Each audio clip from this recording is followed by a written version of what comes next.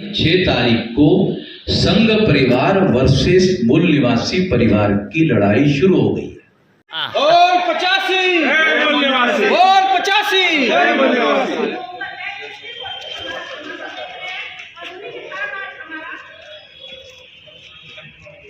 Okay ಹಂಗೆ ಇರಿ sir. Hindu मुसलमान की लड़ाई खत्म हो गई, हमने खत्म कर दी। अब लड़ाई केवल संघ परिवार वर्सेस मूल निवासी परिवार। संघ परिवार का मतलब है 3.5% और मूल निवासी परिवार का मतलब है 85-90। ये बात चर्चा शुरू कर दो देश भर में।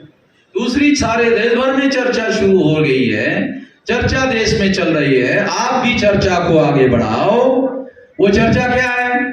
वाम से भारत मुक्ति मोर्चा, बहुजन क्रांति मोर्चा और उसके ऑफशूट संगठन 86 ज्यादा शक्तिशाली संगठन है या आरएसएस का संगठन ज्यादा शक्तिशाली है?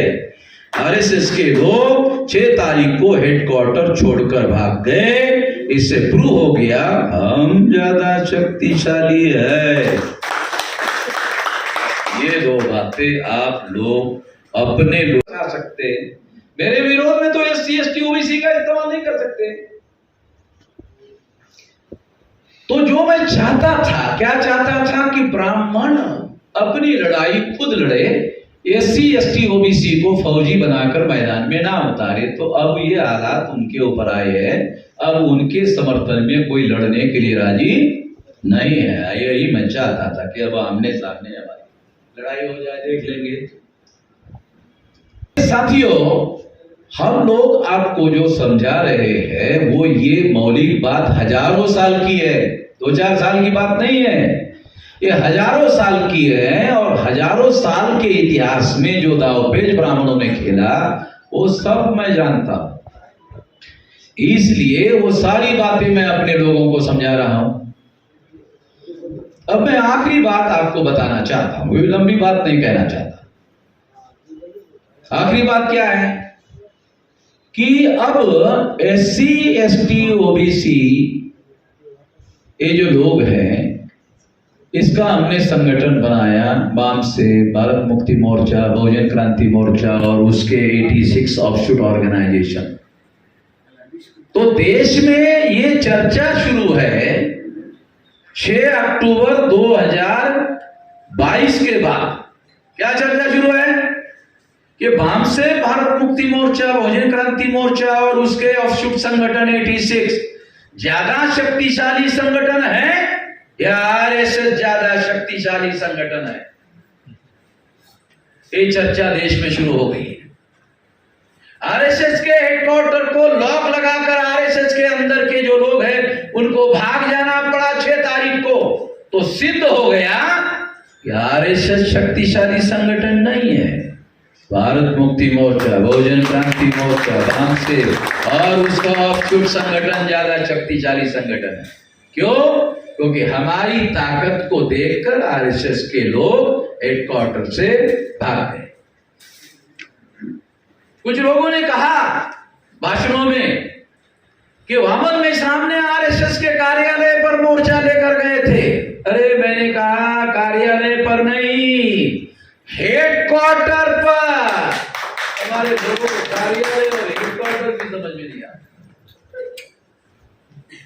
इसका फर्क भी समझ में नहीं आता। हेडक्वार्टर क्या होता है और कार्यालय क्या होता है? कार्यालय तो हजारों हो सकते हैं, हेडक्वार्टर तो एक ही होगा। हेडक्वार्टर पर मोर्चा लेकर गए कि हमने सोचा अरे इधर उधर क्या पकड़ा जाए, साला यहां पकड़ा जाए। तो इसलिए वहां पर हम लोग गए तो वहां उनको भाग जाना पड़ा। भाग जाना पड़ा तो प्रूव हो गया कि सबसे ज्यादा आज के तारीख में सबसे ज्यादा शक्तिशाली संगठन कौन सा है? वाम से भारत मुक्ति मोर्चा, बहुजन क्रांति मोर्चा और उसके ऑफशूट संगठन ये शक्तिशाली है। आरएसएस शक्तिशाली नहीं है। होते तो भाग जाते, भागना पड़ा।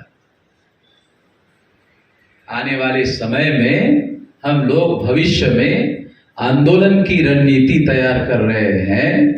2000 में हमने कार्यक्रम बनाया था कि वहां पर जो 3-3.5 लाख लोग वहां गए थे, सारे देश भर से गए थे, वो शेड्यूल कास्ट के लोग थे, मोस्ट बैकवर्ड शेड्यूल कास्ट के लोग थे, एक्सट्रीम बैकवर्ड शेड्यूल कास्ट के लोग थे, शेड्यूल ट्राइब के लोग थे, नॉमिडिक ट्राइब के लोग। और ये बात हम लोगों को ध्यान रखना। दूसरी महत्वपूर्ण बात मैं आप लोगों को बताना चाहता हूं, वो भी बहुत महत्वपूर्ण है। 2022 तक क्या चर्चा होती थी सारे देश भर में? हिंदू मुसलमान, हिंदू मुसलमान, हिंदू। और 85 और 85।